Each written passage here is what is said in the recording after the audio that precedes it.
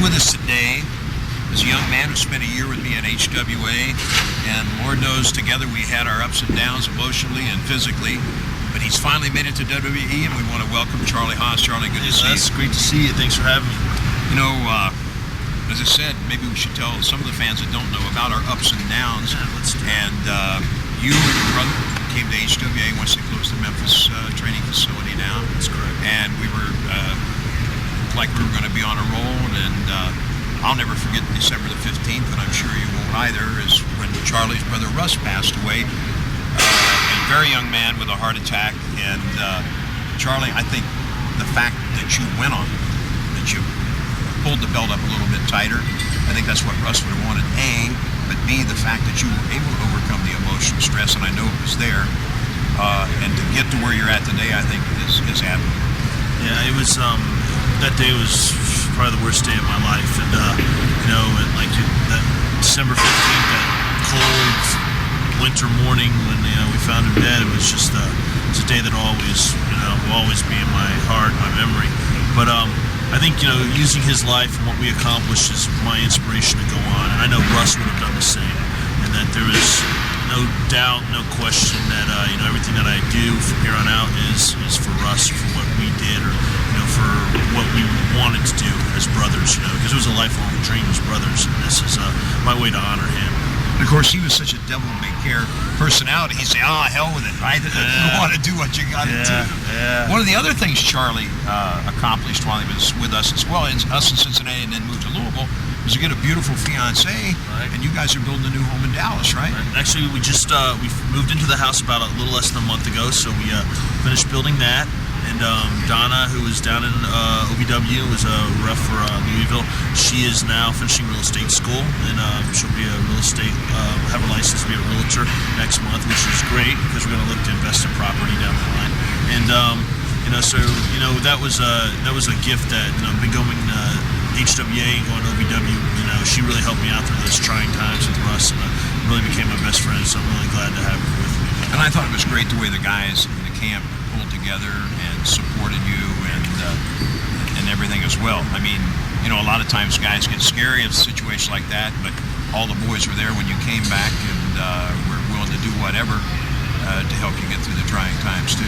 No, you're right. It was this business is really, it's a funny business, but you really make really good friends, lifelong friends in the business, and it's just, it's like a fraternity. You may not see them for months to come or years to come, but when you see them, they're there for you, and they were there for me. And I know that whole, when Russ died, we had the whole month off in December, and when I came back, they were all there, really supportive. Like, they were all there the day that morning Russ died. They were all coming out of their apartments and houses just to be with me right outside Russ's apartment while the coroner was trying to take Russ off.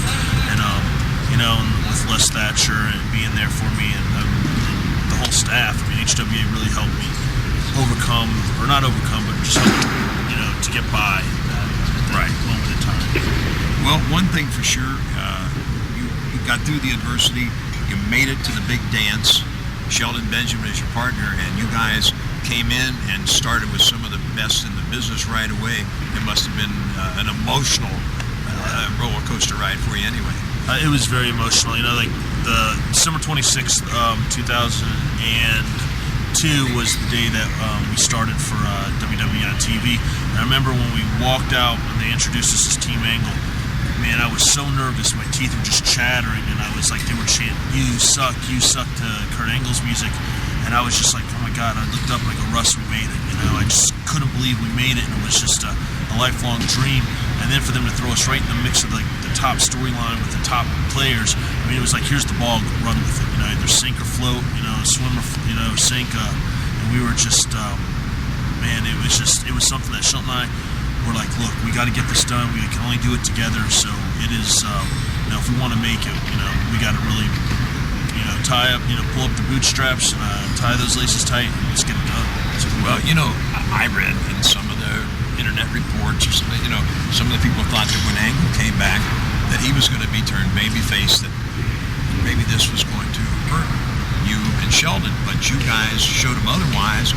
You laced the boots up a little bit tighter, and I don't think you've regressed at all in terms of having the heat with the fans. No, I agree with you totally on that, Les. It was that was another stepping stone.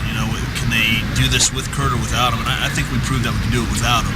And I think we've proven to the people that we're a credible tag team. Yeah, we have a long way to go. We're learning. It's a learning process. You never quit learning in this business, and that's what we love.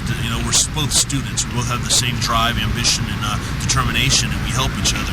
And that's what we don't want to leave or break up this tag team until we can walk away saying, and they were one of the world's greatest. And leave our mark. And we're also trying to. What you preached to us in HWA so much was wrestling, trying to bring the wrestling back. Right. Where it's not so high in a high spot or give it or pop it for the crowd. We're trying to bring wrestling back. They may not sit there and chant throughout the whole thing, but they are sitting there watching. All right, what's going on? What are they going to do next? And that's what we're trying to do.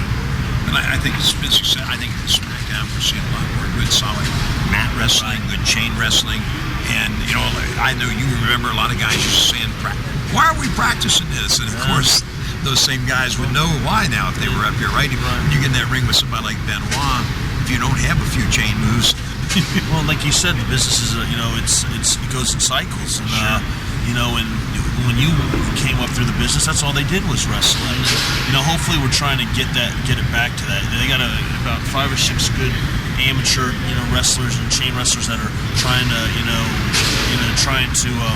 really market their craft or trying to become experts in the pro field with our amateur background. So we're trying to bring that back. So hopefully we can, and I think in doing so we'll cut back on the injuries to people, and because there's been a lot of neck injuries in the last 10 years, more neck injuries in the last 10 years than there has been by the whole history of wrestling.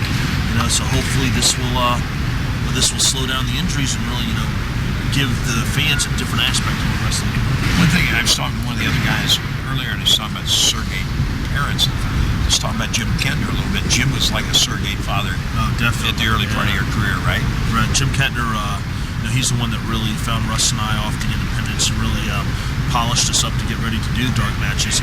And I really got to credit him for getting us signed with the WWE and the developmental program. He was a real big fan of ours and a great mentor. So I really got to thank him as well. I know when you were with us, I'd always get a phone call once a month from Jim. Are they doing all right? How's he doing? Yeah, exactly. Yeah. Because he was still, and that's great. Oh, it is. And I'm still good friends with him. And always talk to him once or twice a week. And I'll tell you, for me, I'm like a prop. I sit down, I turn the TV on. That's right. Charlie, I'm so happy for you and proud to have been at least a little bit part of your career. And all the very best. I hope you and Donna have 15 kids. I don't know about that.